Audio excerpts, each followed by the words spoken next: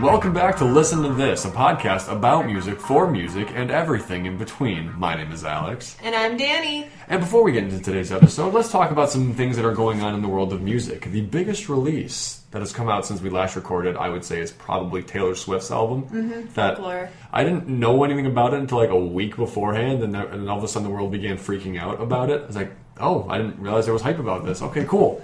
And I actually am a pretty big fan of it. I've not listened to it extensively, like from front to back, but I just like the sound she's going with now, like the alternative, almost folksy sound. Ooh, I'm excited. I haven't listened to it yet. I kind of wanted some of the hype around it to die down so I could go into it with my own like thoughts. Because right now, you're a hipster, yeah. Yeah. Well, I mean, there's so many different like articles right now about like, oh, this is the meaning behind this lyric, and this is the meaning behind that. So I'm kind of looking for more of those, just so when I hear the song, like The Last American Dynasty, it's actually about a real American family.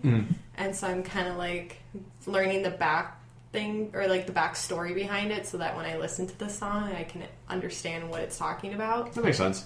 The only song that I actually own from it that I like really enjoy is Exile. That's the one with Bon Iver in it. And that's probably going to be the second single. Like the first one was Cardigan, if I'm not mistaken. Yeah. And everyone's kind of assuming, because it's got another big folksy name attached to it, it'll probably be a single at a certain point. So Exile's really good, so I recommend going for that one at a certain point. Ooh. But besides that, everything else that I've been listening to, have you ever heard of Alex Melton? It sounds familiar. He was on YouTube. He's been on YouTube for like 4 years, but he's actually starting to get more of a following from TikTok nowadays. Yeah. He's one of those guys who makes pop punk covers of other songs. Yes. And I like his pop punk version of Post Malone's Circles and Juice WRLD's Robbery. Well, I think I'd like Circles. I really like that song. Yeah, and he actually does it with a not a repeat, but one of those pedals that makes the echo, whatever that's called. Whatever he does it with that, and he does a really good job. I can confirm. I've always been correcting you in the wrong way. As much as I make fun of you for saying like Chelsea Cutler and stuff, every time you say Hosier, I'm like, I'm pretty sure it's Hosier. No, you were right. I think it's Hosier. Like in the past 4 episodes, you've been saying it, and I've always been miscorrecting you. Yes! Yeah, Hosier. I really like his song Cherry Wine. Oh, I love that song. When my buddy was showing me the music video, I kept thinking, wow, the main girl looks a lot like Saoirse Ronan. Like, wow, like this is impeccable. We look it up. No, it's actually her. Yep. It's actually her. And I'll be giving him and Dermot Kennedy. I think I'm just diving into Irish alternative music, so to speak. Yeah. I really liked Hosier. I like all of his songs, they don't sound the same, but they each have such a story that you could almost piece together, so I think that's also why I like him a lot. Like Real People Do. That's what it's called. I love that one. It's such a cute... I feel like that was a popular wedding song when that song first came out, to be honest with you, because it has that vibe. But other than that, I just love his music a lot. Only thing I really know by him, as I'm sure I've said a billion times, is Take Me to Church. And I got a little burned out on the song. I never thought it was bad, but I would always kind of be like, all right, it's on the radio again. Yeah. So then when I heard his name, I just began associating it with that song. I'm like, all right, fine. But then Cherry Wine, the message of the whole domestic abuse thing, the very well done music video, I'm like, okay, I'm willing to give this guy more of a chance now. I haven't gone any further than Cherry Wine yet, but a buddy of mine's really into him, so I'm sure he'll be playing me a bunch of songs in the future. His sophomore album's really good. Dinner and Diatrice, or Diatrice, something to that effect. But one of the singles from that song is Dinner and Diatrice. And how many times can I say this? But that one I really like, and same with Almost, the one I talked about last episode. Yeah, I remember you mentioning that. That one's on a sophomore album too. Okay. And I have been obsessively listening to that song for most of this week too, so... Okay. Other things I've been listening to, again, aren't inherently new, but I've been going and getting all of like Skillet's big singles. I already had Hero because I like that one a lot. But I have like Monster, Whispers in the Dark. They had an album come out last year called Victorious, and I had the titular track from that. And I'm not a man of faith myself, but I still very much like their sound and how open a lot of their lyrics are. Obviously, it's meant to be about their faith, their religion, but it's still as a non-religious man, I can appreciate them. I literally, as you're saying that, on the car ride here, I was listening to Invincible by Skillet. Oh yeah, that's the lead single off their new album, isn't it? Off the album Victorious? No, because that one came out when I was a freshman, because I remember I used that's right, you're really old. Yeah, I used that as my running song back when I used to run. I do not run anymore if I don't have to. So only one friend could get me to go running, and that was freshman year. You're saying college or high school? College. Am I that much older than you? Yeah, we've been over this. Okay, because that album came out in 2016, but alright. We realized this when we were talking about Clarity, and I said that was when I first started driving, and Clarity came out, and you're like, wait, what? Oh god, jeez. Anyway, I'm gonna stick with the joke of you being really old. I've listened to Clint Eastwood by Gorillaz a billion times. But I never owned it till finally now. A song I like from high school. God, this is gonna make me date me now. But did you know the rapper group, now just solo rapper, Chitty Bang? Yeah. His song "Opposite of Adults." If it samples MGMT's Kids. Yes. Okay. Yeah. I listened to it and I was like, I was feeling very nostalgic, like, I remember like driving or like being in the car when the song was on, and I listened to the lyrics and I'm like, man, this song's bad, but I still like it because of the memories attached to it. Two other things. One, do you know the actor Josh Radnor? I don't think so. He's Ted in How I Met Your Mother. Oh yeah. He's actually a musician as well. Do you know the singer Ben Lee? And actor Ben Lee. What's he in? Australian things. They're probably not. Okay, but he's more known as a musician. Mm-hmm. The one song I like by him a lot is the song "Cigarettes Will Kill You," but more of a alternative folksy kind of on the theme of Taylor Swift, but less produced. A very lo-fi. You can tell probably like a homegrown studio where he records his albums and stuff like that. Well, Josh Radnor. I want to say Radnor. It might be Radnor, but whatever. Josh Radnor and Ben Lee they came together and made a group called Radnor and Lee, and it's folksier music. And one of their big songs, "Doorstep," I discovered, and I actually really very much enjoy.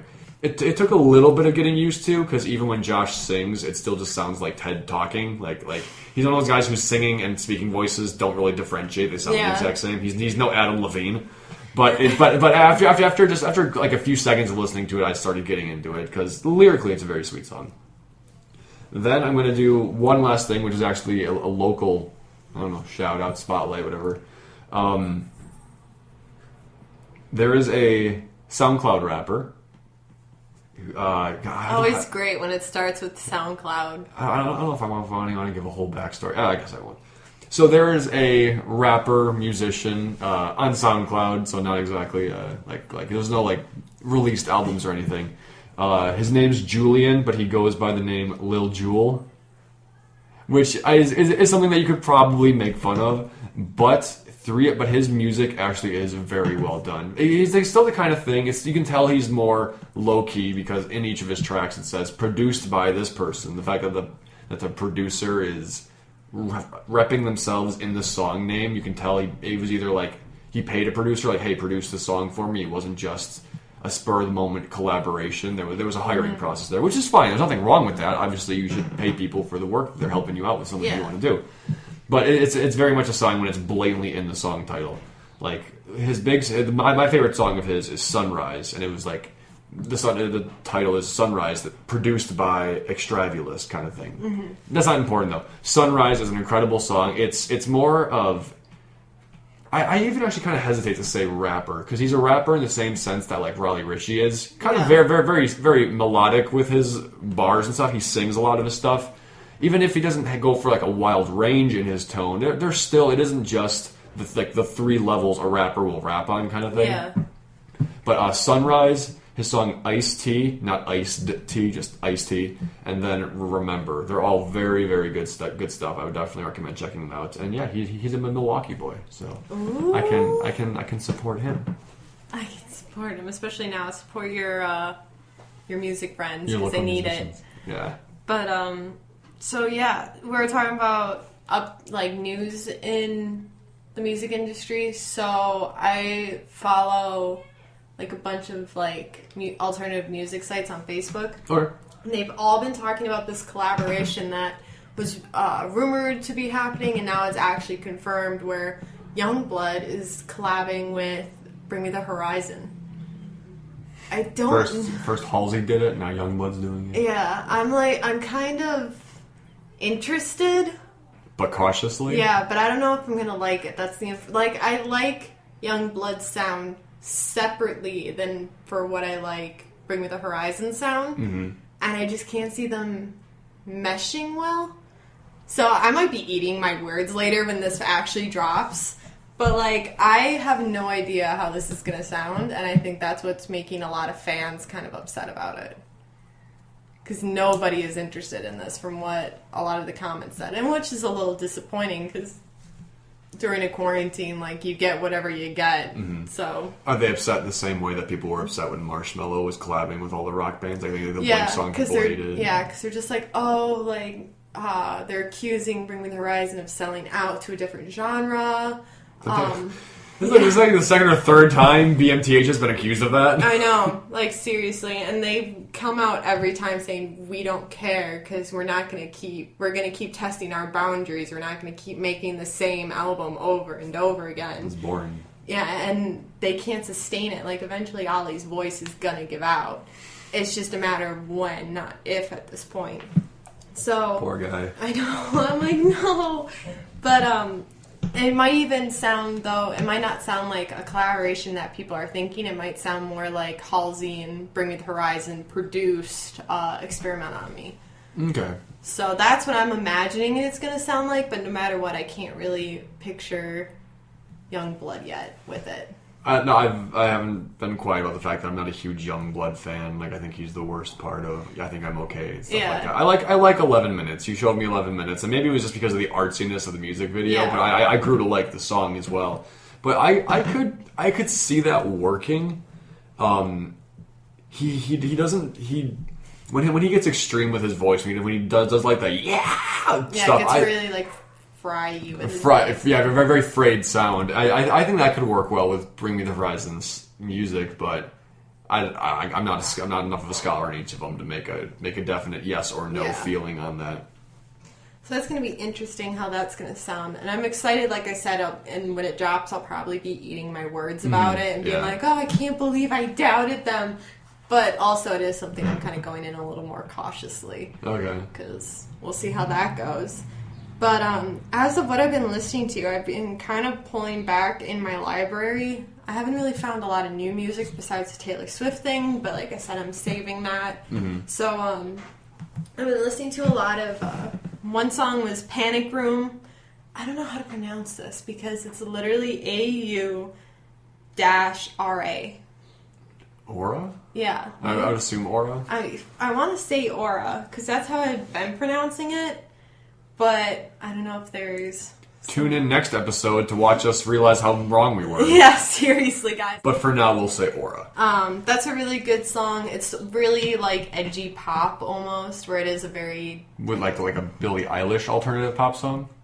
Very similar. It's like if Billie Eilish and Ariana Grande had like a weird love child. Oh my. Like, okay. I like it. Especially the chorus. It's super... I don't want to say good because I keep saying that, but it's definitely a little different than a lot of other like edgy pop songs. Okay. Because it has a really interesting melody. The lyrics are kind of American Horror Story-ish. So I'm just like... Right up your alley. Yeah, exactly. So I'm like, yes! But otherwise, I've been listening to a lot of Yumi at 6 again. IOU was one of the ones I've been listening to, Underdogs, and of course Bite My Tongue. I love that song. Of course. Yeah. Well, it has Ollie Sykes in it too, back when he used to actually scream. But whenever we do our music video episode again, I'm still featuring it somehow because the music video is still super creepy. Yeah. It's like the band set up as puppets. Oh, and, yeah, I already don't like it. The lead singer is like controlling the rest of the band through like puppetry.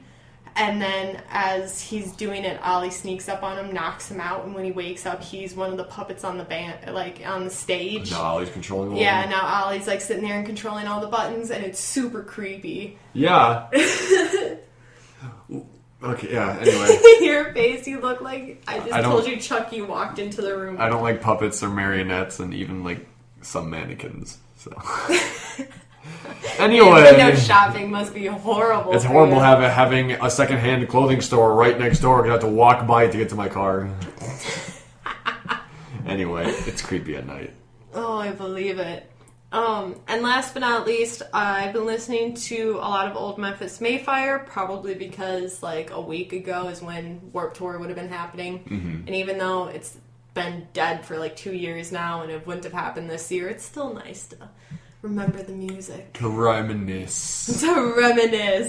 And especially by Memphis May Fire, My Generation. It's a perfect song for right now, with going on with the climate that's happening versus political, like ethical, whatever. Mm-hmm. It's a really good song. I think it kind of sums everything up very nice and neat for like the message behind it. Okay. So I really like that song, and I was jamming out to that too earlier driving here. Oh boy. But yeah, so that's been my new music. It hasn't been a lot lately, but I mean, like, I've also just been listening to a lot of American football, so I get it. I haven't exactly been exploring much. I've just kind of been appreciating the thousands of songs I have in my library. You know, it's bad when I turn the radio on just to see if there's anything new that I haven't heard yet. Yeah. Oh, I also forgot to mention, I've also been listening, and sparingly, but I've also been listening to the High School Musical 2 soundtrack. What? Yeah. I like the song I Don't Dance. It has baseball in it. It has baseball, in it. Oh my god. I have never seen any of the High School Musicals. I've only seen the first two. A lot of times, and I own both of them, but I've only seen the first two. I was willing to watch them when they're free on TV, but I didn't go to the theater to see the third one. And like, you know, they're hokey, cheesy Disney stuff, but now that I'm past the age of that's for girls, that's something boys do. I'm not worried. Like, oh yeah, no, I like that. Plus, they give us Zac Efron, and he's rad. I'd buy him a beer because of that. Because of High School Musical, I have movies like Neighbors, We Are Your Friends. I guess he was in that Hairspray remake too. But what else? Other stuff? Baywatch. I didn't see Greatest that. Showman. Greatest Showman. Yeah, that one's really good. He has a new Netflix show too, Down to Earth. Everybody's been talking about it, where he just goes to like really remote places and talks about like how how to protect the environment, what can we do to like help the environment, Really? Save places, like all these like really alternatively spiritual places he's going. It's supposed to be really good. And he also had a few years, like within the last 2-3 years, he had that movie where I think he played like Ted Bundy, or he played some serial killer. Shockingly wicked and like horribly It's literally a Extremely quote. loud and incredibly close. It's a very different movie. No, wait a minute. It's literally a quote that the judge actually said to Zac Efron, and extremely wicked and shockingly vile. He said it to Zac Efron, or he said it to the killer? He said it to Ted Bundy in real life. Yeah. But like, it's something along the lines of just being like a really, really, really, really, really bad person. Yeah, and I heard that was really good. It's really weird seeing Zac Efron like murdering people and like being really creepy with like really weird intimate scenes. Oh, okay. Extremely wicked and shockingly vile. Maybe that's what it is. Extremely wicked, shockingly evil, and vile. I was getting the words, just not the right order. Okay, I feel better now. But if it wasn't for High School Musical, you wouldn't have that movie. True. So I respect High School Musical. Also, just one minor thing. There was a small get-together of a bunch of people, and Danny got some of my friends hooked on Eskimo. Cowboy, Cowboy, yeah. So her toxic is spreading throughout the world now. Right after you played 1,000 or 100 Gex, and I'm just like, oh Jesus, we're ruining their lives. Speaking of 100 Gex, since you brought it up, I know I already told you this, but I have to tell our audience. So 100 Gex has one album and one remix of that album out.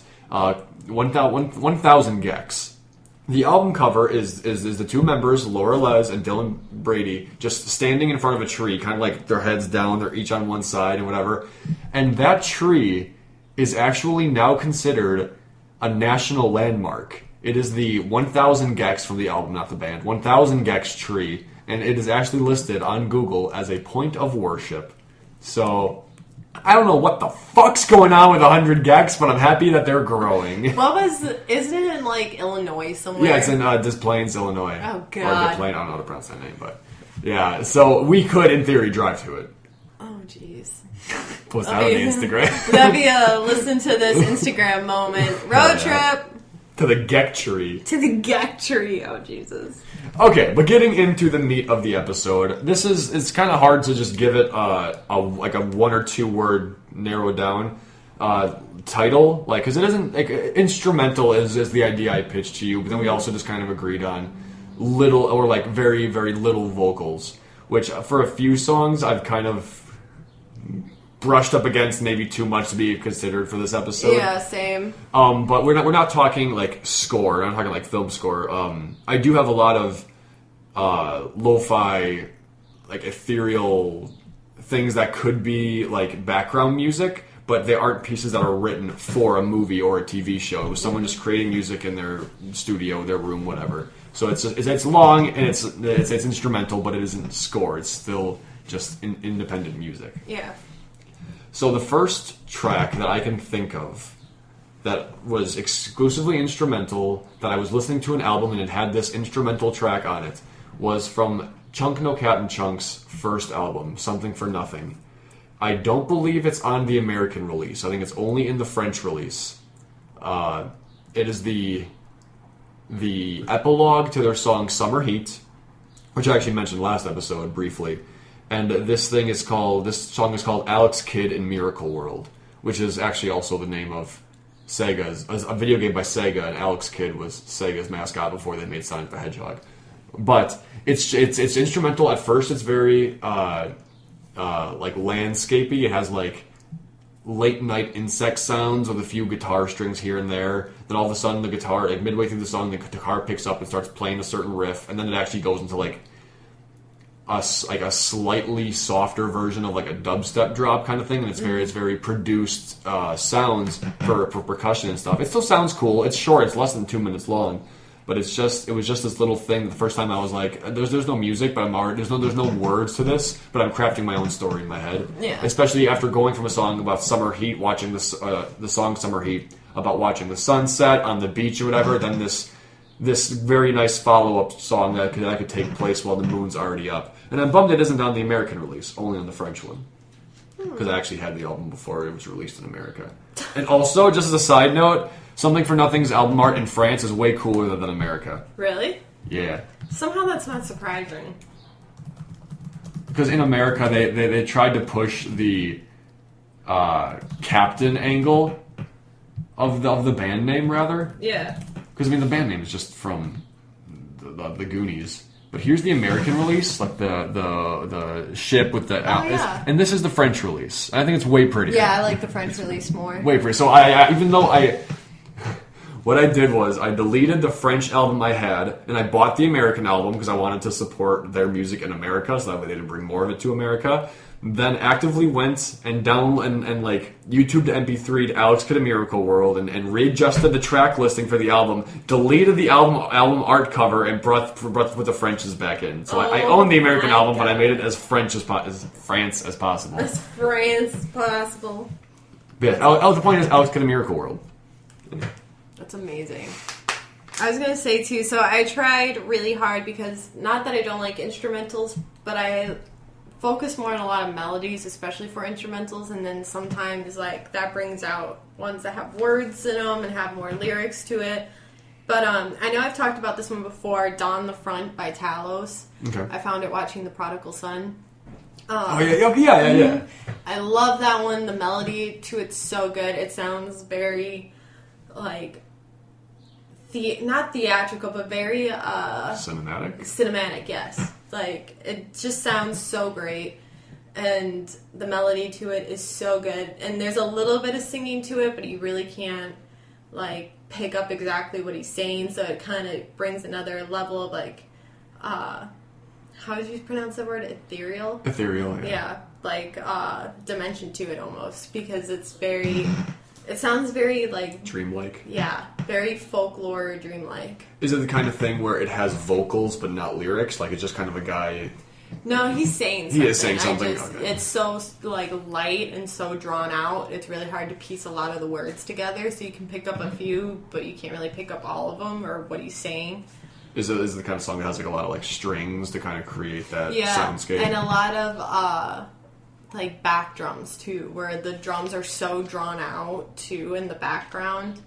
I just really liked it, and I really liked the placement that it was in the TV show, too. Yeah. So, like, that made me like it more, and then finding it, I found it, and it was still cold, still really wintry, there was snow on the ground, and, like, it matched so nicely. Yeah. So I was really happy with that.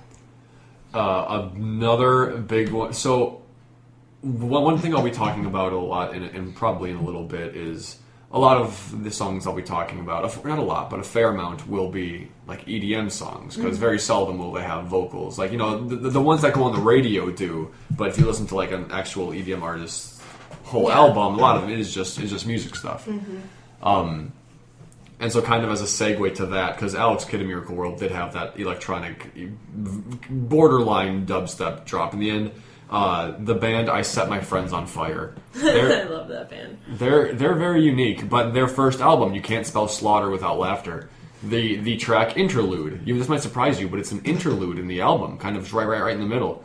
And it's just a very catchy beat. It's very clearly still... what was the producer, like the guy who did most of the work in the band? He left, though. Nabil Mu, I want to say?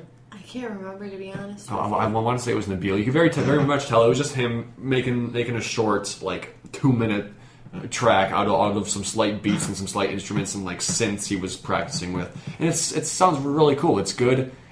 Honestly, it'd be good elevator music, but it isn't Muzak. It's still very, very produced and very well done. And I like it a lot. It's the only one that doesn't have their weird version of metal. Their weird version of metal. Yeah, I like the song, the things that rhyme with orange, and I like Brief Interviews with Hideous Men, which is also a movie. But other than that, the album's not good. Not up to par. Oh, I guess that's not true. They also have their Screamo cover of Crank That Soulja Boy in it. Oh, God, no. But other than that, the album's not great. Oh, God, no. Not Soulja Boy. You can't bring that back again. We survived that. Can you imagine Soulja Boy during the time of TikTok?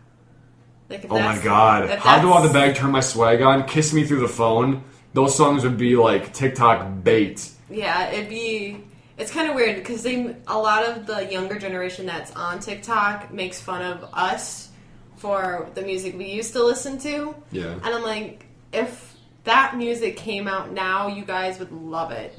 Yeah. It's just... oh God, Soulja Boy would have been... And Flo Rida, come on, that would have been perfect. Flo Rida. Florida. I know, it honestly ruined me that it's literally Florida. Florida, yeah, there's space in the middle there. Makes me so mad. Going back though, did you know what Soulja Boy's been up to lately? No. In his words, he created a video game console called like the Soulja Game or something like that. Jesus. It actually was just him partnering up with some Chinese company to do a bunch of bootleg emulated games onto a console, and I'm pretty sure Nintendo went after him with legal action. Oh, probably. It got big because John Tron made a video about it. Not important though. But yeah, no, I know what you mean. Like, I think because you also have to remember Soulja Boy was in the middle of MySpace and beginning of YouTube. Yeah. Like he was reaching the age that a lot of the TikTokers are nowadays. Back then, like the fact that he had, and we still came up with all those lame dances. We were the start of that. Apparently, like everything about the Soulja Boy dance is stolen. That's not surprising. I don't want to say stolen, but like, you know, like these dance moves have a different name somewhere else. Mm-hmm. Kind of like Whip and Nene. Every single one of those has a different name elsewhere. Which is why even when he does the one move, he even yells Soulja in the back because it's the same move Soulja Boy did when he did the Superman and Crank That. Anyway, I didn't think I'd talk this much about Soulja Boy in my life ever. So, holy crap. Moving on. We have taste, guys. I promise. I swear. But so I'm gonna loop both of these in together. just because they're both shorter ones. There's Dawn by Breaking Benjamin from their album Dark Before Dawn. It's the last track on the album. And it is so good because a lot of this stuff it does really work really well with this album title. Mm-hmm. But the ending is just so calm. Like, it literally is what I would picture a sunrise to sound like. It's very calm. It gets to a point where even the piano comes in, and that's where you can visualize the sun finally coming up and the colors hitting the breaking sky. The horizon. Yeah, it's super it's very calming, very quiet, very kind of low key in how the instruments they use, but each one is used at a perfect moment in the song to make it sound just a little bit better as it goes. Like the sun is rising. How long is it? Very short. I think it's maybe a little over a minute. Okay, so it's meant to be a closing track. Mm-hmm. Okay. But in the same sort of thought, in Badlands by Halsey, she has a part 2 to Colors.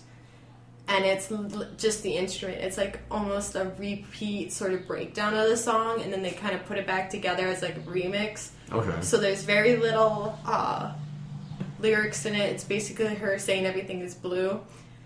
Alternatively, from how Dawn sounds by Breaking Benjamin, where it's the morning, her sounds very Nightcast, where the sun is setting, the stars are coming out, everything's quiet and blue, and you have the fog in the background sort of deal. It's a very soft song compared to what its sister song Colors sounded like. Interesting. Okay, cool. I really like it. It's on Spotify as part 2. Colors part 2 yep. Or just okay. In that same vein of a quieter song taking lyrics from another one. So my favorite album of all time I've mentioned is Proper Dose by Story So Far, and their essentially interlude song is called Line.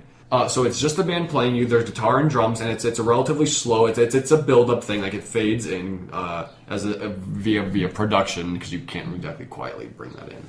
But then Parker just sings lines from slightly different. It isn't just taking the vocals from a different song, mm-hmm. but it's the same theme of the lyrics from a song 2 tracks prior in the album. He just says, "Feel your hand inside of mine, feel it all the way up to the line, feel your hand inside of mine, no I don't, never mind." Yeah, I got that right.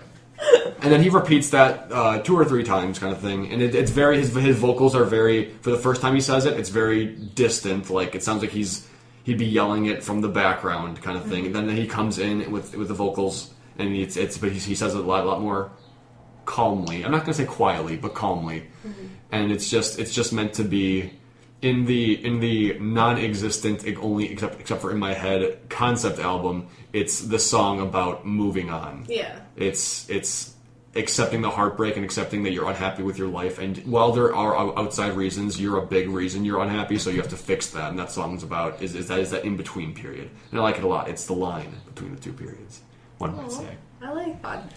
And also in this same vein of going off Story So Far, so my favorite band for years was Zebrahead. I've mentioned them a handful of times. Their first album that came out after I wasn't listening to them so much anymore, Walk the Plank, it has basically an interlude track called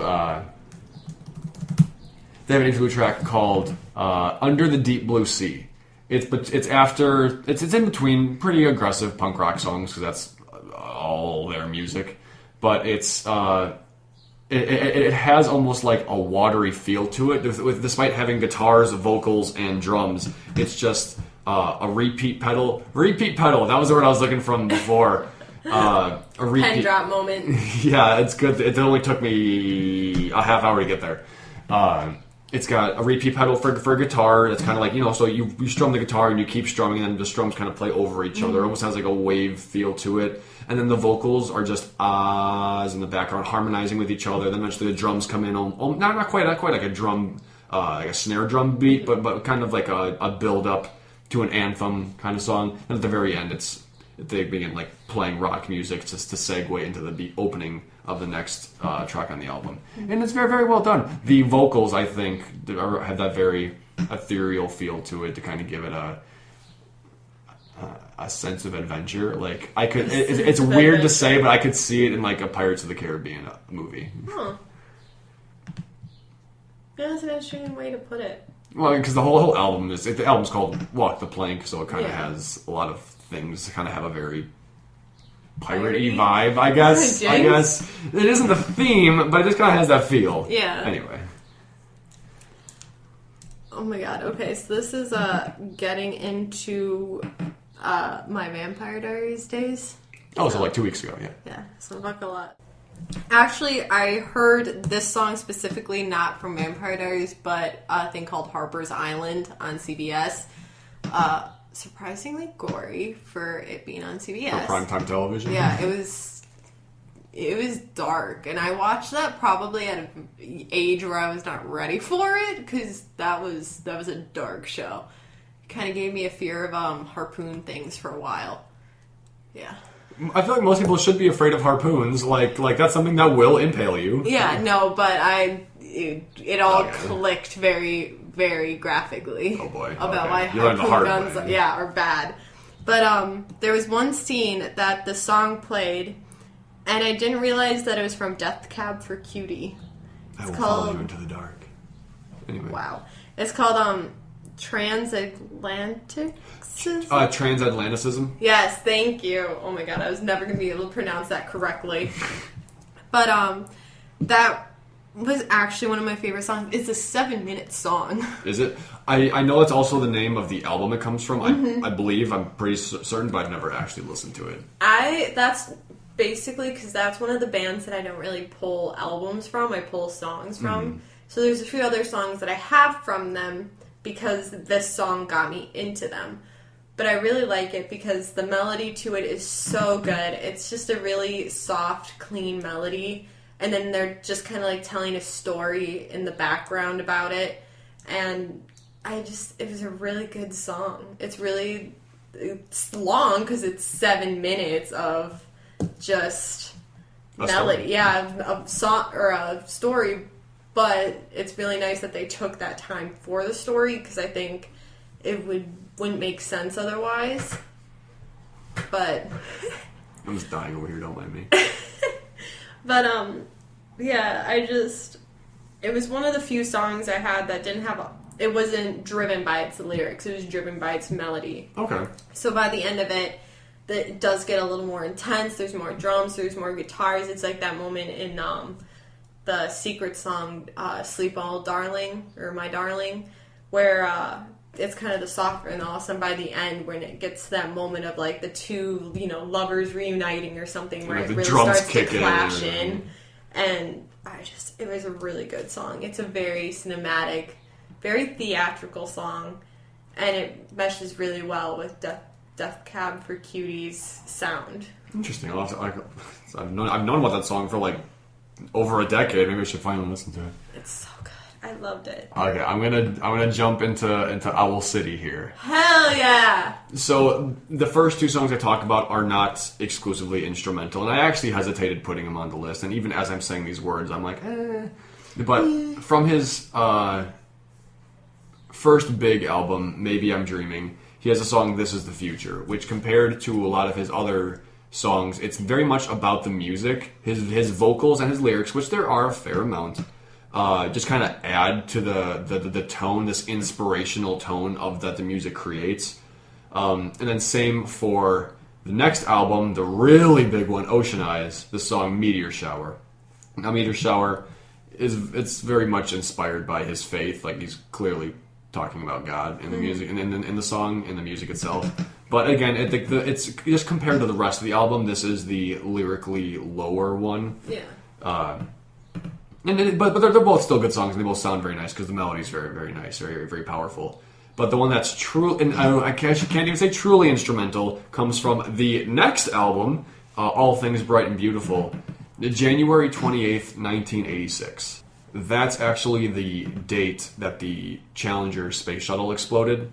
It's he's basically creating this synth soundscape in the background. Then he takes, I believe it's Ronald Reagan's voice, some public address he gave about the sorrow that the world was feeling and how they're all in pain together.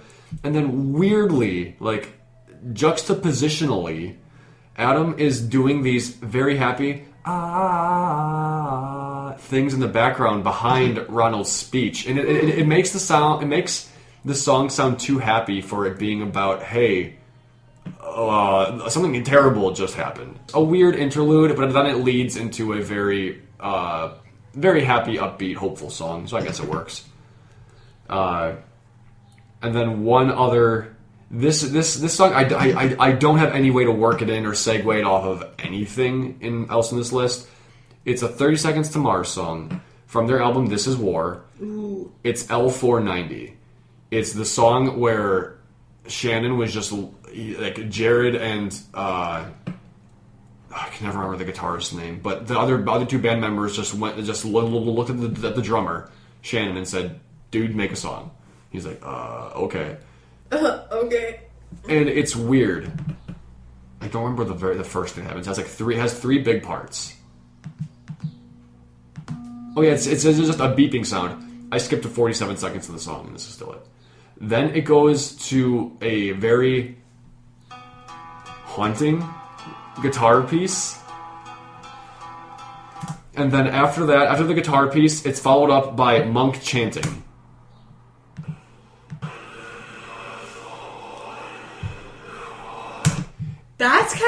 That would be something if I heard it driving back home in the middle of the night and that came on my radio. I swear to God, I'd be calling a priest, and I'm not even religious. They just told Shannon make something, so he did, and he's their drummer. Shannon is Jared's brother. Mm-hmm. He's Shannon Willetto. And so he did. It doesn't make sense a lot. The story I've crafted in my head is L490, I believe, is some kind of pharmaceutical code for, and I could be mistaken here, because this also takes place in like 2008, so my things may have changed. The pharmaceutical code for a medication to help with gout, which Jared developed after he gained a shitload of weight for a role about John Lennon's killer. He played, I'm blanking on the guy's name off the top of my head. I'll think of it in like 20 minutes. He played the killer, so he had to gain a lot of weight, and I guess he did it in a very unhealthy way to the point where he now permanently has gout, and he has to take medication to deal with it. And from what I understand, Shannon used the feeling of seeing his brother have to deal with a life-altering consequence. So he took those emotions and made this song. Mm-hmm. And I don't quite know how that goes from beep to guitar to chant, but beep to guitar to chant. But it's what Shannon wrote, and I actually very sincerely love the guitar part. When I'm reading books, I usually try to find some kind of instrumental song to have as background noise to kind of help the feel. So I'm reading the Spice and Wolf light novels, or when I was reading them in the manga and stuff. That takes place in medieval times, so I thought, and a lot of it takes place at night as well. I guess a lot takes place at day, but a fair amount is at night, and it kind of has that quiet. I don't know, something about it reminded me of medieval times, so I like the guitar part, and I listened to it extensively. Okay, so this is where this is where my Vampire Diaries comes in. Finally, I was waiting. I know. I forget what season it was. I want to say it was the end of season 2 or 3. But there's a song that they played called Bloodstream by Stateless. It is a really good piano song. It's a mix of piano and sort of a hip-hop kind of beat in the back just to forward the song. To relax and study to, yeah. Yeah. Well, until the lyrics come in. Okay. But even his voice melds really well to the piano because the piano's played on lower notes, and then the beat is a little bit higher pitched, so they play off each other really well because then his voice is really good mixed with the piano. It bodes very well for the whole overall sound. Okay. And the lyrics are kind of what you would expect for Bloodstream, where he's talking about he loves this person so much, it's they're his drug and stuff like that. But it's not as blunt as how I'm saying it. It's a little more softer and a little more sweeter about it. Okay. But just the background to it, like the background piano is still my favorite part because once they get to the middle, they kind of remix it just a bit where it sounds like they're playing the piano backwards. Like, alright, I'll show you what I mean, and then you can help me describe this. Like the high keys are being used for the chords and the low keys are being used for the melody? No, you'll see. I love this, like, melody. I'm liking it. I enjoy this very much. And then it's like, it sounds like the piano echoes too. Yeah, like definitely. It's hitting both right and left ears, like it bounces around between earbuds. I don't know if it's the proper terminology, but from my rudimentary days of audio mixing, that's referred to as a wah-wah sound effect. Wah-wah-wah-wah. Seeing on the end, is that like hip-hop beat? Yeah. We'll find hip-hop beats to show and study too.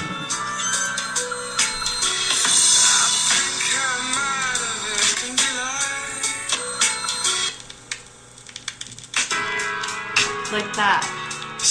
I know they're not actually playing it backwards, but it sounds like they took it and just like the way the beat and the piano meld, it sounds like they're almost like going. It sounds like if someone were to take a video and like play it normally and then back it up real quick, like that rewind sort of like note. It's taking the same melody, but instead of doing a note every single beat, it's doing it every like 2 or 3 beats, which is interesting. It's changing tempo, but it sounds, I don't know, just the image it brings up in my head is if someone were to all of a sudden stop a tape and quick rewind it to like a certain section, but focus on a different part in that thing, like before, like maybe as a wedding video and you're focusing on the couple, but then you reel it back and there's focused on like the poor lonely dude sitting in the corner sort of deal. Who's actually in love with the bride. Yeah, something like that. Like that's kind of the imagery that this song makes me think of. I maybe it's just because you have been explaining it while listening to it, but I can definitely see what you're talking about. It's very drawn out. It isn't literally reversed. It isn't like it sounds like kind of thing. It's no, but there's something about it that it's such a big change in not even tone, but a big change in style. Yeah, that I could see why you'd say reversed. That no matter what, you get hung up on it. You get hung up on it regardless of whether you're focusing really on the melody or focusing on his lyrics. You like still are like, whoa, wait a minute, what just happened? Yeah, for sure. Going 100% away from that. I'm just gonna briefly just talk about a lot of the EDM stuff, like And honestly, these can get grouped together because I'm not going to go so far as to say all EDM sounds the same, but a lot of EDM has this emotes the same. It brings the same feeling to you. You want to dance and you're feeling upbeat about it. So things like the Jaws and Marshmello collaboration, Magic. Love that song. I love Marshmello. I don't remember the guy's name because it's from a no copyright sound album, the best of 2015, but Eclipse from that album. It's really good. Guts' and The Living Is Easy. Not quite EDM. Still electronic and very much synthesized, but it has a horn sound and it's more of a walking beat as opposed to a big dancing beat and stuff like that. I'm actually not even going to discuss the rest, but those are examples of the kind of EDM I like listening to, the kind of things I like for either chilling or dancing to. Marshmello's song Summer from one of his albums, I really like that. Yeah.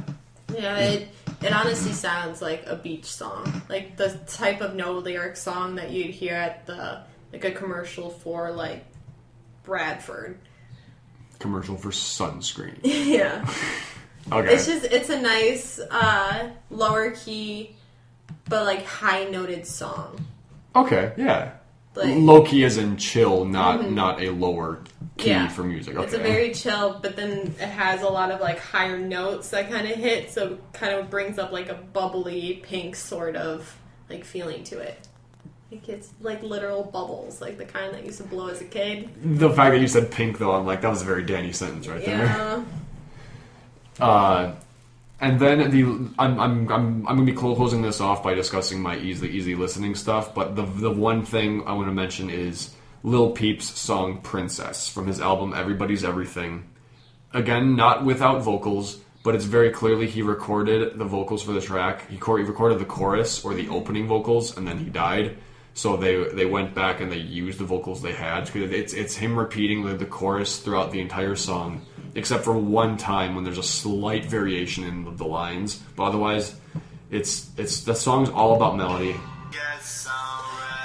I've heard this. Ty showed me it. I love this song to death. This was one of the songs that I picked up from him because he showed me this song. This and Witchblades. Switchblades. Cocaine! I love yelling those two words in the kitchen at Skippy's. I was like, why the fuck do you keep saying that? I was actually going to have Tim play at the party just so I could yell those words. Oh my god, I think Ty would have just screamed. Because he used to play that song a lot. And then I picked it up because I heard it so much. And then I'm like, oh, I can appreciate this. But, like, yeah, every time that part comes on, like, I just scream cocaine in my car. Yeah. And I'm like, I'm going to get pulled over for doing this. Someone's going to hear this and report me. Yeah. But Princess, it is not even an instrumental song by any means. The vocals are very prevalent in it. They create the main melody. But the fact that it only repeats the same words, I'm considering it little lyrics. Like the lyrics are not very much there. It's just the same thing over and over again. And I like it a lot. It's a very melancholic song, but it's one of those songs where, depending on the recipient, they would either think this is really sweet or this is really creepy. Yeah. The Dahmer Dobler effect. Dahmer Dobler. Speaking of How I Met Your Mother. It's all about the recipient, but I like to think of it as a sweet song. Yeah, I always saw it as sweet. I never really saw it as, like, creepy. It was just kind of like, it's a bad breakup sort of deal, but one that was, like, they're probably going to get back together sort of deal, but they just had to sort shit out on their own. Mm-hmm. Like, that's kind of the vibe you get from it. I mean, there's not really much to, like... to work with. Yeah. But I totally agree with what you said. Then I'll just add the last line of the repeated thing. Send me one text so I can get some rest. Just let me know you aren't 100% gone yet. Give me at least that peace of mind as we're working this out. Yeah. Kind of when you're having a fight, but you still send a goodnight text. Yeah, exactly. Just to make sure that they're both okay. Like, hey, like, I know, just let me know you're okay. Like, mm-hmm. I know you're out doing stuff, but just let me know you're good. Yeah. You aren't dead. You aren't dead. The romance of life. Oh, God. Before we closed out, there was... this one is not very instrumental, but I did pick it because I am still obsessed with the melody. I think the melody was really well put together. I think it shapes the whole song, especially the jazz instruments that get brought in later towards the end of the song. But it's called Oh No by Bring Me the Horizon. Never heard of them. It's off of their That's the Spirit album. It's just, like I said, the melody itself is the driving force. It's not the lyrics, it's not Ollie's vocals, it's the melody that really pushes the message behind. That the guitar is making? Mm-hmm. Okay. That and the backbeat to it is so well put together. And it's just... very melancholic, but you can't figure out why. You listen to it and you can hear the sad tones to it, and kind of that moment of oh shit sort of deal, like the oh no, where yeah, exactly. But like I said, even if you didn't know the title of the song, you can feel it in the lyrics where you're just like, oh fuck, like. So if I'm not mistaken, it isn't oh no as in damn it, oh no. It's more of like a damn. Yeah. Like, oh no, kind of thing. It's like that. It how I hear it being said is when you tell somebody like, you know, you're stuck in your life and you're trying to figure out what direction to go, and you're just gonna keep doing your best, and someone goes, "That's the spirit." Like, if someone's telling you that's the spirit, like, you're just like, oh, fuck. Like, I'm screwed. You have no choice but to keep going. Yeah. And that's what... oh, damn, yeah. Yeah, that's the background of why they named that album That's the Spirit, is because he goes, you know, there's nothing more, like, sad to hear than That's the Spirit. Because he goes, it's just telling you have no choice but to keep going, whether you think you can or not. you just have to keep going. Oh no. Oh no. Oh no. But I think they did really good. I think they did really good with the use of instruments, because there's a part where like a saxophone comes in and it hits like a lot of really jazzy notes, and it brings a lot of gold into the blue.